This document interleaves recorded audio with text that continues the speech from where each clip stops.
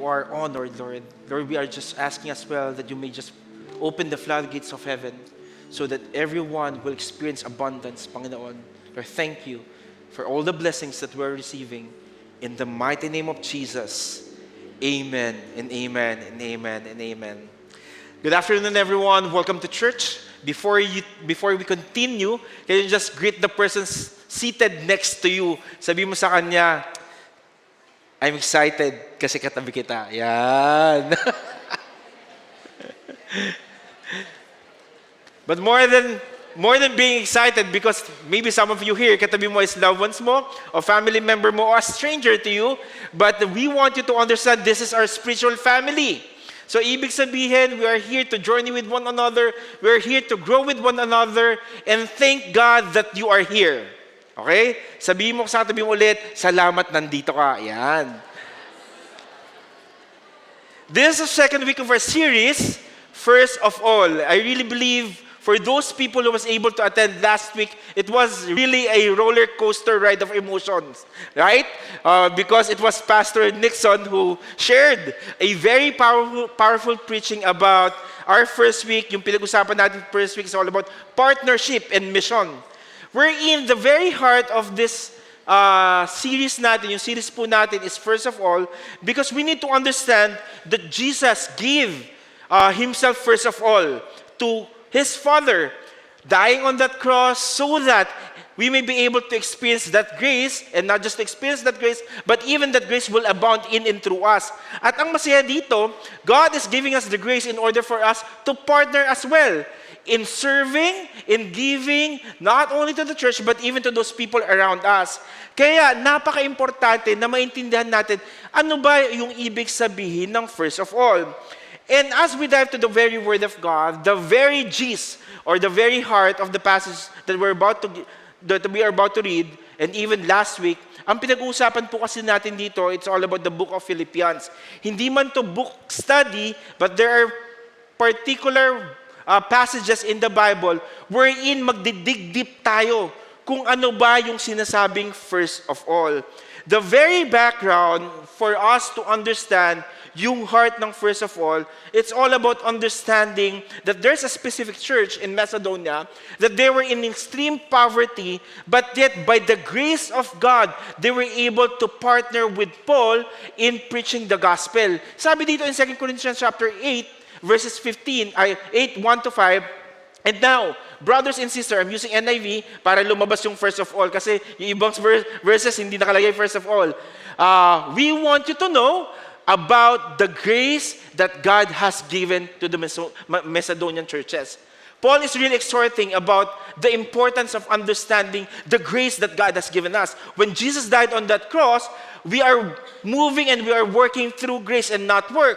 Ibig sabihin nito, even in the midst of trial, sabi, in the midst of a very severe trial, their overflowing joy and their extreme poverty welled up in rich generosity. Grabe yung poverty nila, but yet they were so generous. For I testify that they gave as much as they were able, and even beyond their ability, entirely on their own. They urgently pleaded with us for the privilege of sharing in this service to the Lord's people, and they exceeded our expectation. They gave themselves, first of all, to the Lord, and then, by the will of God, also to us. It's all about relationship and partnership with God. You can give to others, you can give and be generous in every occasion if you were able to understand the partnership that you have with God. Pag binigay mo yung lahat-lahat mo sa Panginoon, meron siyang grasya so that you can fulfill whatever God is calling us to do. Kaya ngayon, ang gagawin po natin, we will dive into the very Word of God. We will jump into the last chapter of Philippians chapter 4, verses 1 to 13. Can I ask everyone to stand up in reverence to God's Word? At paulit-ulit po natin sinasabi dito, the only thing na pinag-uusapan natin dito, it's all about the Word of God. I hope you have your own Bibles. Ginagawa po natin dito, every time that I am the one preaching, we will read the passage together. Philippians chapter 4, verses 1 to 13. And as we do that, sisimulan ko po, taas sabay-sabay tayo. Sa simula, hindi tayo nagkakasabay-sabay. Pero relax ka lang. Play by the ear. Makakasabay din tayo. Okay ba yun? Are we ready? It says here, unahin ko po, therefore, my brothers whom I love and long for, my joy crown.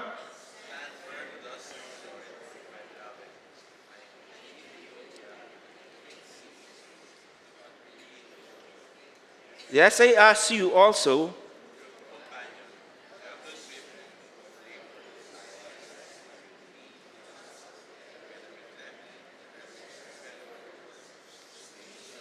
Book of Life.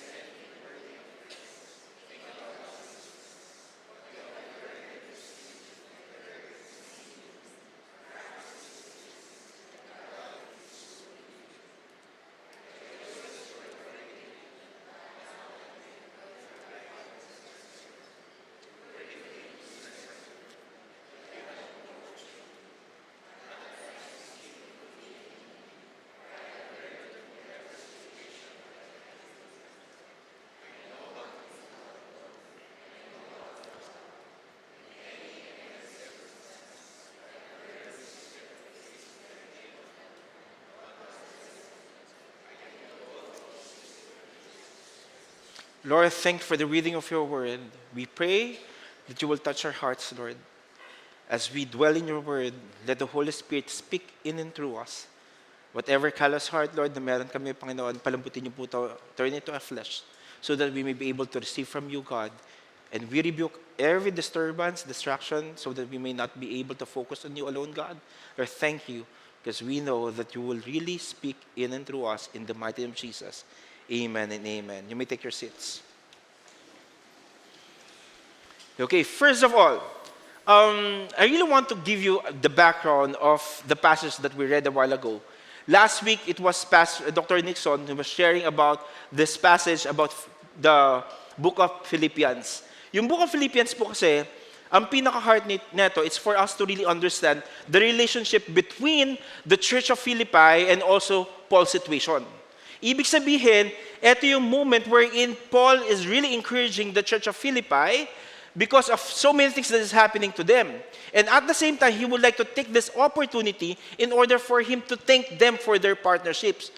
Ibig sabihin, ito pong Roman or ito pong Church of Philippi, si Tanya po, lumabas si Tanya.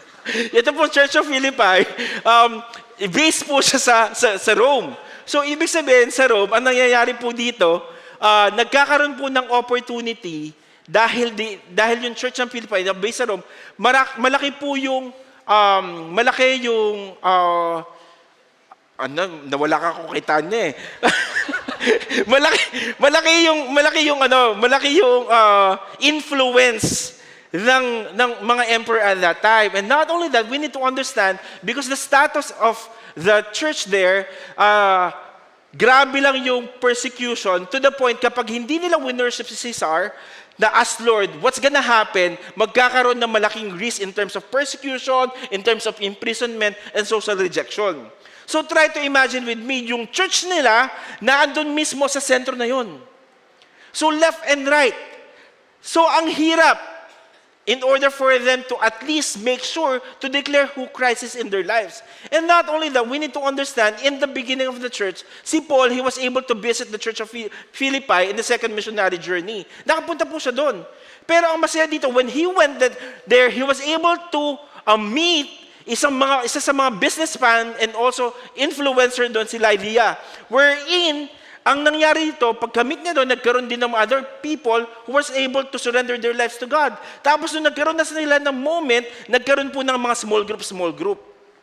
Doon sa small group na yun, nag-transition tong small group na to a church. Ganon yung nangyari. Si Lord yung nag-lead kay Paul in order for that church to happen, to be built.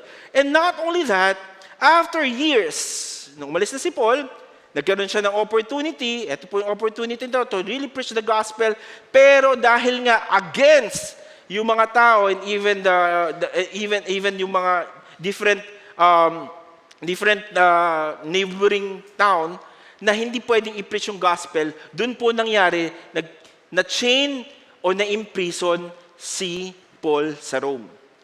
At nung na-imprison siya dito, nakakatuwa dahil even he was in imprisonment, yung Church of Philippi, nandun pa rin to really to support him. Kahit anong mangyari. Imagine, they're risking their lives in order for them to support Paul. Ganun nila nire-respect, ganun nila kamahal si Paul. To the point that they need to send Epaphroditus to deliver yung gift nila at yung care nila at pasabi doon na eto yung gift namin sa'yo, eto yung support namin sa'yo because we want you to know that we're still here. Ganun yung itsura niya. If we're gonna try to look at it, it's a very difficult situation to look at. Why? Because, first of all, Paul is in prison. Pero yung heart niya magsulat pa rin to thank the Church of Philippi. And not only Paul is in prison, the Church of Philippi is under persecution. Try to imagine with me, both parties, they're experiencing something that is very difficult to handle. Isang nakakulong at isang hindi makalabas. Isang hindi makapag-proclaim. Isang naku-confuse. Pero even in the midst of difficulties and sufferings, we want you to understand that they were able to endure their partnership. Na-endure pa rin nila yung partnership nila. Walang makakapigil sa partnership nila. Why? If we're going to try to look at it, bakit kaya? What kept them going? Bakit tuloy-tuloy pa rin yung partnership nila even in the midst of difficulties? You know why? One specific reason, it's all because of God's grace. Nothing else, nothing more. Because on their own, definitely, bakit ko pa kailangan mag-partner? Nakakulong na nga to eh. Try to imagine with me. Pwede namang ikat na natin eh. Pero hindi. Because of the grace that God has given them, they were able to partner with Paul continuously. That's why, for today, what we're going to answer is, how can we remain faithful partners in the gospel even when, first is, even when things get hard? Kaya pa ba natin kapag nahihirapan na tayo? Or even when life is shaking? Alam mo yon, yung hindi ka na makatayo sa sarili mo, tapos magpa-partner ka pa? Or even when facing persecution and sufferings? A while ago, let me just share this story. Hindi to alam ng wife ko, pero nandito yung wife ko na isa-share ko. Naisip ko lang i-share ngayon. So, a while ago, supposedly, we're gonna have a victory. Meron kaming victory group before the service. For today, ang gagawin kasi dapat namin, ipagpe-prayan namin at magkakaroon kami small dedication, child dedication, hindi pala child dedication, baby shower. Pinalabas na yung bata eh. Baby shower dun sa mga anak na couple. Tapos, at the same time, isa-celebrate namin yung mga October na mga nag-birthday. The funny thing about it, for the past how many days, yung sasakyan po namin, nasira, nawalan ng aircon. So, nung nawalan ng aircon to, so ayoko naman mag-travel going from San Mateo, Rizal, going here, tapos kasama-sama ko asawa ko, sama ko yung anak ko, tapos magta-travel kami na walang aircon sa sasakyan. So, I decided na pagawa kaninang umaga. At 8 a.m., pinapagawa ko na. Sabi ng mekaniko, okay na yan, matatapos po yan at 10. Sige, intay-intay ako doon. Tapos 10:30 na, hindi pa rin tapos. Tapos 11 na, hindi pa rin tapos. 11:45 yung meeting namin na Victory. Tapos manggagaling ako San Mateo. Tapos yung wife ko, Loves, ano na mangyayari? Alam mo yung, nasa-shake ka na, sobrang hard na, hindi mo na maisip kung paano makakarating ba kami doon. Tapos kami yung mismo kailangan mag-start. So, the question is, even how hard it is, will you still persevere? Kaya sabi ko sa kanya, Labs, iwanan na natin yung sasakyan na to. Bahala na yung gumagawa dito. Sabi ko, nausap po yan. Pwede ko po ba iwan dito yung sasakyan dito? Sabi niya, sige, pwede naman po iwanan. Pero gabi pa po ako babalik. Sige po, tawagan niyo na lang po kami. Nag-grab na kami. 11:45 yung usapan. Ang galing. Hulaan niyo kung anong oras kami nakarating. 12:15. Nakakatawa talaga. Pero you really have to endure the pain. Ang sakit na ng puso ko noon. Kasi syempre, na-stress yung asawa. Pag na-stress yung asawa mo, na-stress din ako. Ganun. Sino itong mga husband, ganun din kayo? Pag na-stress yung asawa niyo, na-stress ka rin? Kasi yung wife ko, siya yung mag-host, siya yung magpapagames, tapos wala pa kaming setup, parang ganun. But in reality, it's partnership. It's our partnership with them.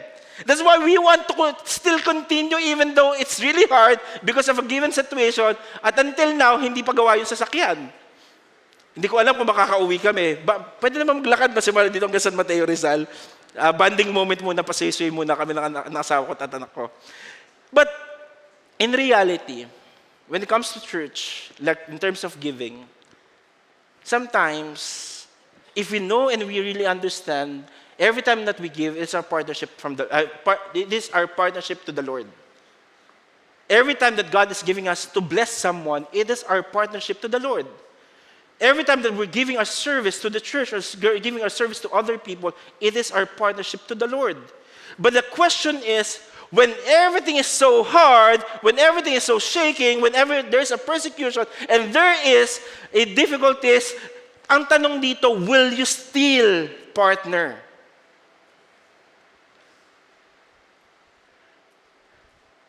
Yung tipong, sabi ni Lord, ibigay mo yan, pero last pera mo na to. Will you still partner? Sabi ni Lord, ibigay mo yung time mo sa service na to. Lord, nanonood pa ako ng K-drama eh. Will you? But you know what? Today, we're gonna look at how Paul and Philippians experience grace in 3 ways in terms of their partnership. The first thing I really want you to understand as we dwell in the Word, kahit gaano kahirap, ito yung mga tatandaan nating bagay so that we will continue to partner with God. First is, we need to understand the word steadfast in persecution. Steadfast in persecution. Philippians chapter 4 verse 1, sabi dito, therefore, my brothers, whom I love and long for my joy and crown, stand firm thus in the Lord, my beloved. He started with the word therefore. Sabi niya, therefore. Ibig sabihin po ng therefore, kailangan mo bumalik sa previous chapter. Yung previous chapter kasi, ang pinag-uusapan dito, it's all about them na kailangan nilang maintindihan that they are citizens of heaven. Kung citizens ka of heaven, you're not gonna follow the set of rules of the Roman Empire, but rather you will identify yourself as a citizen of heaven. Because of that, nahihirapan sila i-associate yung sarili nila. Now, Paul is reminding them again, hindi na kayo tagalupa. Tagalangit na kayo. So that, yung hope mo, every time that you face trial, every time that you face persecution, hindi siya nakabase sa situation, kundi nakabase siya at naka-anchor siya sa hope na pinanghahawakan mo. Kasi kung saan ka nakatira, you are identifying yourself as victorious and not talunan. Now, sabi niya, therefore, you are a citizens of heaven, my brothers, whom I love and long for my joy and crown. Eto sabi niya, you need to stand firm. Kailangan mo mag-stand firm even in there are persecution. Pag sinabi natin persecution, stand firm, ang na-experience nila kasi merong persecution at merong division were pressing in their situation. Dalawang klase yan. Una, yung persecution. Yung persecution in terms of political pressure, refusing worshiping Caesar, wherein kapag sinabi mong hindi mo Lord Caesar, ang mangyayari sa'yo, may imprison ka talaga. Yayariin ka. And not only that, in terms of legal and economic hardship, kapag alam nilang Kristiyano ka, pwede ka nilang pagtripan to the point kunin nila yung ari-arian mo. Ganun katindi yung persecution na to. At hindi lang yan, social rejection, you will be isolated and ridiculed to the point na you will not be included sa community na meron sila. And finally, emotional struggle. It will create fear and division in you. Ito yung persecution na na-experience na, hindi po ito yung persecution na na-experience natin, walang nag-like sa Facebook mo, sa Bible verse na nilagay mo. Hindi ganun. Okay, yung dineklara mo ng Kristiyano ka, tapos hindi naniwala, ay pinipersecute nila ako. Hindi ganun. Ang sinasabi dito, matinding persecution to. And not only that, the Bible is telling us, yes, there's persecution, and at the same time, may division. If we're gonna try to look at the following verses, sabi dito, I entreat Judea, and I entreat, mahirap banggitin yung pangalan niya, to agree in the Lord. Yes, I ask you also, through companion, help these women who have labored side by side with me in the gospel, together with Clement and the rest of my fellow workers whose names are in the book of life. So internally po, nagkakaroon ng away itong dalawang to. Siguro hindi nila mabanggit yung pangalan nila isa't isa, nahihirapan sila. So sabi, mali yung pronunciation mo. Pero in reality, yung pag-aaway nila, yung pagtatalo na is not based on doctrine, but based on personal differences, opinions, and ministry approach. If we're gonna try to look at it, even in the ministry that we're in right now, kunyari part ka ng ushering, yung part ka ng music team, lahat tayo may preference tayo. Sometimes, ay hindi maganda yung tone yan, dapat flat B yan, gawin nating taasan natin. Okay, ay ito, dapat hindi ganyan yung tamang pag-smile mo. Kasi ang tamang pag-smile ng ushering, dapat magpo-point ka muna, tapos ka mag-smile ganon. Dapat hindi ganyan, dapat smile mo muna, saka mag-point. So magkakagulo. So hindi doctrinal yung pinagtatalunan nila, but rather something personal, personal differences and opinions. That's why the encouragement of Paul, hey, nagkakagulo kayo, but I want you to know that we need to be united in Christ. We need to agree in the Lord. Ang heart niya, don't let personal issue outweigh the gospel. Kasi yung mga personal issue and preferences natin, it will cause division. That's why, nung sinasabi ni Paul nito, I want you to stand firm, remember that God, Jesus Christ, unite us, whatever persecution you are experiencing, at whatever differences you have, you need to stand firm. Ibig sabihin nito, huwag kang pusong mamon. Tingin ka sa tabi mo, mamon ba yan o putok? Kasi putok matigas talaga. Pag binata sa yung putok, bukol yan, pero yung mamon, hindi eh. Di ba? If we're gonna try to look at it, yun yung sinasabi niya. You need to stand firm. Ang maganda dito, yung tinatawag na stand firm, it's all about steadfast. Yung steadfast daw sa stand firm, para siyang isa kang army who is in the battlefield, wherein nire-refuse mo, naka-ready ka na at excited ka. Grabe, no? Army ka, excited ka. Excited ka na pag meron ng enemy na was willing to attack to you, ikaw, ready ka na mag-retract at ready ka na mag-fight ng battle. Meaning, ready ka na.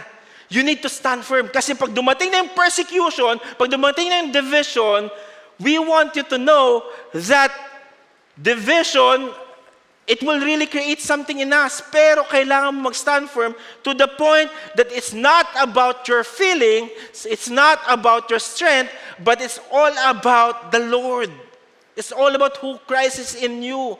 Kaya ka nakakatayo dahil kung sino si Lord sa'yo.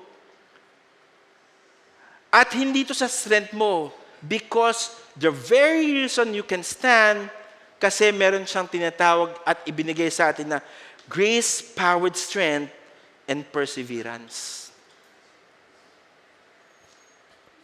At hindi lang yan. The reason why you can stand, because your foundation is grounded in the truth and at the same time grounded dun sa heart ni Lord for us to be united. Kapatid, stand firm. Kapag nasashaken ka na in terms of your partnership to the Lord, you stand firm. The enemy will never stop to kill, steal, and destroy, and he is so willing to put lies in your hearts and even in your minds so that you may not be able to fulfill the partnership that you have with God. Remember, grace makes gospel partnership unshakable even when persecution rises. Kumapit ka sa grasya ng Panginoon. Mag-stand firm ka, kapatid. Second is joyful in trials. It says here in Philippians chapter 4, verse 4, rejoice in the Lord always. Again, I say rejoice. Rejoice, rejoice. And again, I say rejoice. Habang ginagawa ko ito, napapakanta talaga ako. Naalala ko yung Sunday school. Rejoice in the Lord always. Ako lang ba may alam nun? Di ba?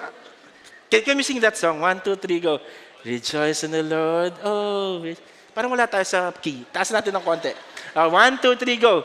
Rejoice in the Lord. Ay, mataas yung key dito. So, it's very familiar verse. Tama? Sabi dito, rejoice in the Lord always. Again, I say, rejoice. Joyce was the heartbeat of Paul when he was writing this one.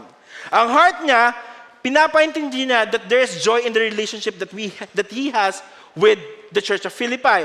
Sabi niya dito, rejoice in the Lord always, and again, I say, rejoice. Try to imagine with me, ang hirap i-picture out yung term na rejoice because he was in prison and the Philippians naman, or Philippi, they were persecuted. How can you rejoice on something na alam natin napakahirap ng pinagdadaanan mo?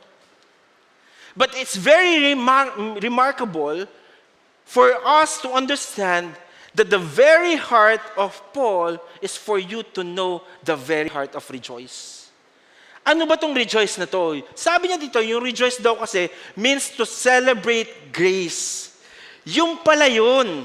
Yung unmerited favor ng Panginoon is something that we are celebrating. Yung grace ng Panginoon is not about the situation, but it's all about the grace of Christ. Meaning may grasya ang Panginoon mo, ang Panginoon natin dito sa given circumstances natin. Kung kay Paul, nasa imprisonment siya, still may grasya si Lord sa kanya. For those Philippi na napapersecute socially, merong grasya ang Panginoon sa kanila. Parang ikaw, kung ano yung persecution na na-experience mo right now, anong hirap na pinag-experience mo right now, you need to rejoice because there's something that we can celebrate, and that is the grace of God. Why? Because two truths yung gusto nang ipa-alam sa atin ni Paul. Unang-una, joy isn't found in circumstances, it's found in Christ. Hindi po siya nakikita sa circumstances natin. Kung ano yung difficulties mo, hindi doon nakatingin dapat. We need to fix our eyes on Him, the author and perfecter of our faith. And that joy will only lang talaga po, makukuha lang natin kay Jesus Christ. And not only that, pangalawa, joy isn't the absence of trouble, but it is the presence of grace. You will face troubles in life. Pagkagising mo sa umaga, pagkaharap mo sa salamin, you will face trouble. According to the study, na-share ko to nung Midweek Connect, yung utak daw natin, 6,000 plus yung thought processes natin every day. 85% of that 6,000 plus, negative thoughts. And 95% of it, it's repetitive. Ibig sabihin, pag humarap ka sa salamin at tinignan mo yung sarili mo, only 15% ang maganda sa'yo. Tingnan mo yung katabi mo, may 15% ba yan? That's why, kung titingnan natin, parating may trouble, pero yung joy is not dependent on the 85%, it's not dependent on the 95%, it is dependent in the presence of grace. I don't know about you. Ako, thankful ako kay Lord because every day, the Bible is telling us, there's in our weaknesses, His grace is made perfect for all of us. Kaya kaya natin bumangon sa umaga. Kaya tinuloy ito ni Paul at sinabi ni Paul, naintindihan mo na everyday you have to rejoice. Why? Because in verse 5 to 7, he said, let your reasonableness be known to everyone. The Lord is at hand. Do not be anxious about anything, but in everything, by prayer and supplication, with thanksgiving, let your requests be made known to God, and the peace of God, which surpasses all understanding, will guard your heart and your minds in Christ Jesus. The Bible is telling us that grace produces a joyful calmness even in the midst of trial, because even you feel like you're anxious, if you're just going to rely on your grace, you can always guard your heart and even your mind. Ini-encourage tayo ni Paul, instead of dwelling in our hardships, dwelling in our difficulties, he's encouraging us to pray and do supplication with thanksgiving. Ang antidote po kasi ng pagiging anxious ay pagiging thankful. If you want to have a good life, my prayer is that every day you will have this kind of motivation wherein you're just gonna thank God. Lord, thank you for today. Even in the midst of trial, even in the midst of difficulties, there's grace that will produce calmness in me so that I may be able to fulfill the calling that you have given me. Parang ganito yung kapatid. If you're gonna try to look at sun, di ba yung araw, napakaganda ng araw. Pero, dumadating yung time kapag may storm, nakukover ng cloud or storm, yung na-form yung araw. Tama ba ako? To the point, nagdidilim. Pag nagdidilim, maraming takot sa dilim, hindi ka makapag-isip, there's fear in you. But I want you to understand that this storm represents yung mga difficulties natin sa buhay. Pero, kahit marami tayong difficulties in life, na sometimes, nabiblurry na o nahaharangan na yung sun, I want you to understand, hindi po nawawala yung sun. Meaning, yung grasya ng Panginoon, nandyan parate, pero sometimes, because of our trials, nakakalimutan natin na may sun pa din. Na-overshadow lang siya ng mga storms ng buhay natin, difficulties ng mga buhay natin. But yet, in reality, na-ignore din natin tong joy na meron tayo. Pero in reality, again, we need to understand, hindi nawawala ang sun. Tuloy-tuloy na may sinag ang araw. Ang tanong dito, kapatid, nauubos ba ang grasya ng Panginoon sa'yo? Tandaan mo, simula nung inaccept mo ang Panginoong Jesucristo, ang grasya ng Panginoon sa'yo ay tuloy-tuloy at hindi nauubos. Tingin ka sa tabi mo, sabi mo sa kanya, may grace si Lord sa'yo. Kaya even in terms of your partnership, giving what is due to God, giving your service to other people, hindi nauubos ang grasya ni Lord sa'yo. Yun yung masaya dito, kaya kaya natin mag-serve, kaya kaya natin ibigay yung what is due to God. Why?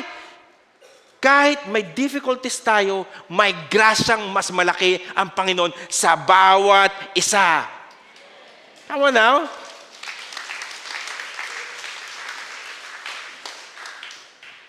Remember, joy in the gospel partnership is not the absence of hardship, but the overflow of God's grace.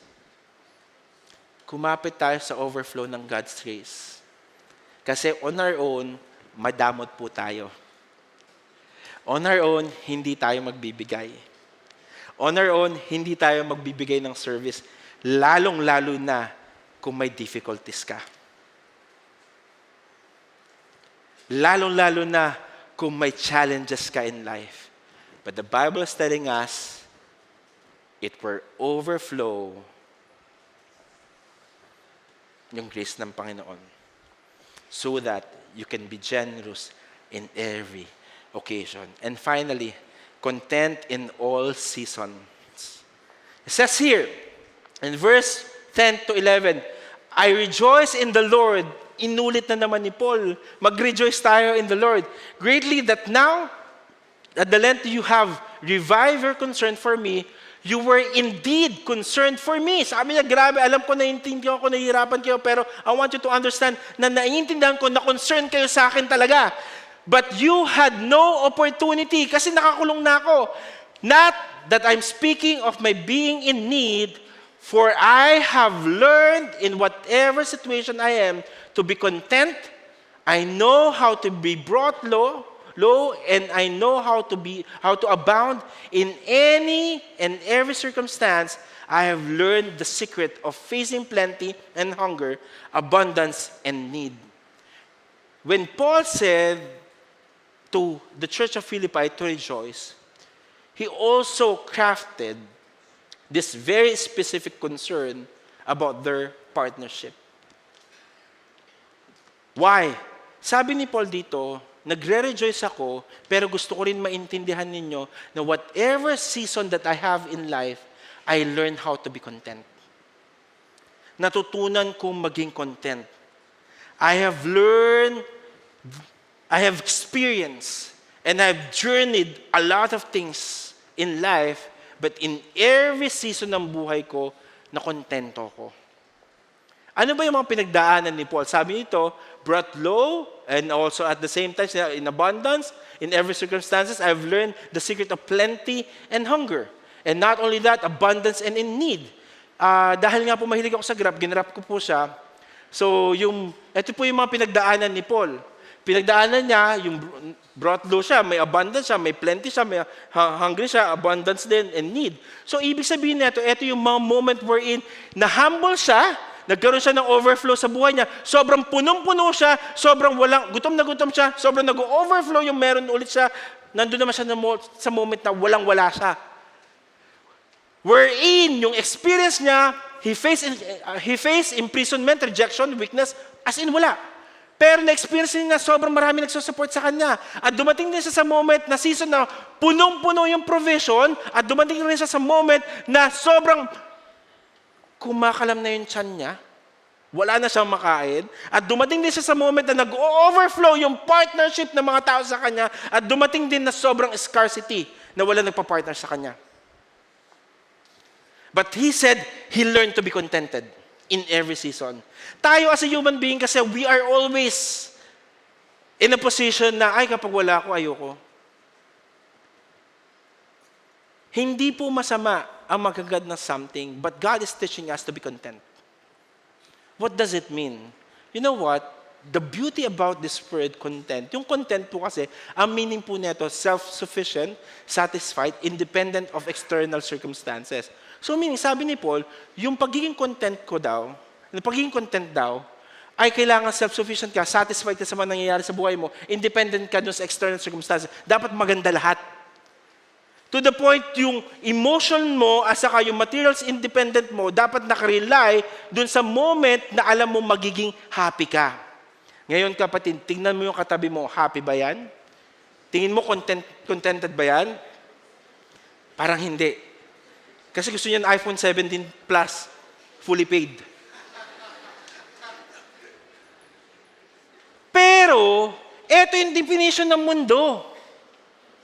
Kay Paul, when he said, I learned how to be content, nirefine niya tong word na to. Yung term na to, ginamit niya, Paul used this term content to the point that it will not describe about self-sufficiency, but it will describe independence from others, but dependence on Christ. Na sinasabi niya, it's not about self-sufficiency, but Christ's sufficiency. So in every season ng buhay niya, he is not dependent on the circumstances, but he is dependent of who Christ is in his life. Kung alam mo kung sino ka kay Kristo, at alam mo kung sino si Kristo sa buhay mo, makukontento ka, kapatid. Pero kapag hindi mo alam kung sino ka kay Kristo, I'm telling you, mahihirapan kang ma-experience ang real contentment. Because the world is all about self-sufficiency, but for Paul, it's all about Christ's sufficiency. Meaning, contentment, it is the confidence that Christ is enough whether you have plenty or nothing. Naniniwala ako dito. Sino dito, you have plenty, tayo ka nga. Walang tatayo, syempre. Sino dito, you have nothing. Wala rin tatayo, syempre. Pero in reality, tayong lahat dito, na-experience natin yung roller coaster ride ng buhay natin. Minsan plenty, minsan nothing, minsan may love life, minsan wala, minsan heartbroken, minsan wala. Lahat yun may experience mo. Pero ang tanong doon, sufficient ba si Christ sa buhay mo? O ang nagbibigay lang ng sufficiency sa buhay mo, yung circumstances mo? Kapatid, sabi ni Paul, i-refine mo yung utak mo. Kasi ang tunay na contentment, it's all about understanding Christ's sufficiency. That's why he was able to say, I can do all things through Him who strengthens me. Paborito niyo itong verse, tama? Ang pinanggalingan niyan, contentment. Sino dito, naniniwala kayo, kaya ko in-strengthen ng Panginoon? Come on now.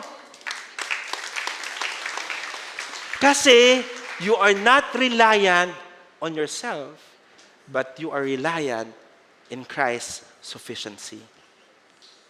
Kaya, as I end, I want you to understand, Christ is my sufficiency in every situation. Can you just give a hand to God for that? Ganito po ang ibig sabihin niyan. As I end, Gian, tayo ka naman. Kunya ikaw si Christ. Yan. Ang gwapo ni Christ, no? Okay. Ganito ibig sabihin niyan. Si Christ kasi yung source. Kapag hindi ka connected kay Christ, you're gonna do it on your own. You're gonna strive in order for you to be contented. Kasi mali yung source mo. Pag malayo ka kay Christ, iikot-ikot ka at maghahanap ka ng way in order for you. Ang gwapo ni Christ, di ba? Pero, ito po ang reality. You need to connect to the source, kapit ka diyan, so that Christ will be sufficient for you and He is the one who will lead you. Yan, ililid niya ako. So that in every circumstances, yung mind ko, hindi na-focus sa surrounding, yung mind ko kung sino yung sufficient para magbigay ng contentment sa buhay ko. Ang tanong dito, may ka-holding hands ka bang Christ? Thank you, Gian. Pag wala kang relationship kay Christ, I'm telling you, kapatid, it's gonna be hard for you to appreciate the grace that He has for you so that you can fulfill the calling that God has given you. So remember, grace teaches partners to rest in Christ's sufficiencies, not in circumstances. Kapatid, sa sitwasyon mo ngayon, kanino ka kumakapit?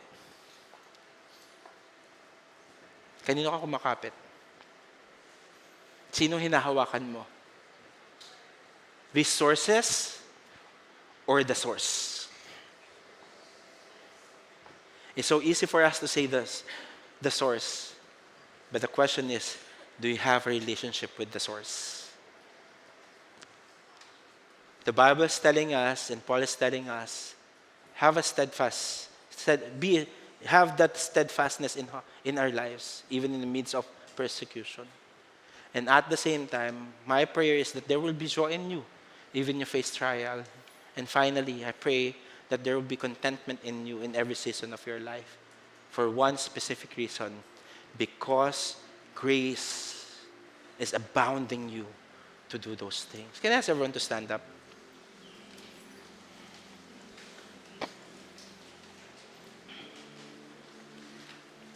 I'm going to take this opportunity to pray for a group of people. I really believe when I was preaching, naniniwala ko all of us here, we are in a season. Maybe some of you here are in a season wherein you're facing difficulties, you're facing trials, you're facing persecution, to the point that God is asking you to fulfill His calling in your life. And one of those things that God is really asking you is for you to be generous in every occasion. It's for you to give your service, to preach the gospel to other people, to give your tithes and offerings, to serve God with wholeheartedly. But because of your situation, because of your difficulties, ayun na yung nagiging excuse natin in order for us not to do that. But right now, I know that God is speaking to you. God is speaking to you, my son, my daughter, don't rely on your own capacity. But I want you to rely on the grace that I have for you. Kasi kung gagawin mo to on your own, I'm telling you, mapapagod ka, kapatid. I want you to close your eyes and bow your heads. If you are here, you're saying, Lord, pagod na ako sa sitwasyon na to. Hirap na ako sa sitwasyon na to. I cannot give fully to you, God, but this time, may you change my heart. Teach me how to rely on your grace so that I may be able to understand how amazing life is. If that is you, pagod na pagod ka na, can you just lift your hands? Let me just take the time to pray for you. Just lift your hands higher. Don't be shy. God sees the hand. God sees the hand. God sees the hand. Lord, you see the hands of these people. We may not understand the very situation why they're raising their hands, but one thing I'm sure of, God, to the nearest that, dun sa condition ng buhay nila, alam na alam niyo, Panginoon. Lord, right now, I pray that you will refresh them. I pray that you will allow them to persevere. I pray that you will give them the confidence that your grace is so sufficient in their weaknesses, Panginoon. Lord, may you renew their hearts as well. May you refresh their hearts to hold on to your word and not to hold on to the world. Lord, I pray that they will may be able to understand as well and even appropriate the victory that you have won for them. Hindi po sila talunan, kundi they are victorious in you, God. Lord, thank you because you're giving them that hope na kailangan nila right now. And as they surrender that burden, that heavy burden, that difficult situation, may you acknowledge the cry of their hearts. Grace, grace, grace, grace. You may put down your hands. And finally, look up here. Like what I've said, a simple illustration about Christ and ginamit natin si Gian na while ko. Kapatid, baka naman wala ka pang relationship kay Lord. Baka gusto mo ma-experience yung holding hands with God. In order for you to enjoy this relationship, God is really calling us to surrender our lives to Him. Tama na yung religious act. Tama na yung atin ka lang dito. Why? Because it's not religiosity, but it's all about relationship. Paul is telling to all of us that we need to rely on the sufficiency of Christ. But the question is, do you have Christ in your life? I want you to close your eyes and bow your heads. If you are here, you want to surrender your life to God, it's your decision. And you know God is speaking to you. And you know that this is the perfect timing that God is calling you to have a relationship with Him, to experience Him without any hesitation. Kapatid, ito na yung moment mo. Huwag ka na magpakipagtalo pa sa Panginoon. Ginawa ko rin to before. I want you to raise your hand right now. Raise your hand. God sees that hand. God sees that hand. God sees that hand. God sees that hand. God sees that hand. Wow. There's more. God sees that hand. For those people who raising their hand, can you put down your hands? Look up here. Marami nagtaas ng kamay. Lahat tayo. Taas nyo ulit ang kamay nyo. Lahat ng nagtaas ng kamay, taas nyo ulit ang kamay. Higher. Yan. And for those people na hindi nakataas, can you just take the time to lay our hands to them? We're gonna take the time to pray for them. Pagpe-pray natin, so many people is raising their hands right now. We're gonna pray for you. And as we pray, can you just pray this prayer with me? Lord, thank you for calling me right now. I know I am a sinner, but thank you because you said to me that you died on that cross so that I can be whole again. I'm sorry for all the things I've done in the past, but right now, I want to accept you as my Lord and Savior. Be my master, be in control of my life. And thank you because I'm a new creation. The old has gone and the new has come. May you bless these people who's raising their hands. Thank you, God, for the new relationship that they found in you alone. In the mighty name of Jesus, amen and amen. For those people who raise their hands, please, as your pastor, after the service, lapitan niyo po si Jesus, si Gian. Lapitan niyo po si Gian. We want to explain. Give us 5 minutes. If you're very serious din po kami, we really want to journey with you.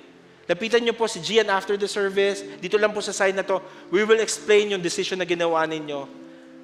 And this time, we're gonna take this opportunity to commemorate the goodness of God in our lives. Let me just call in Pastor Angelo. Let's continue standing. Thank you, Pastor Christian, for preaching a powerful word. And as a response, here's what we're going to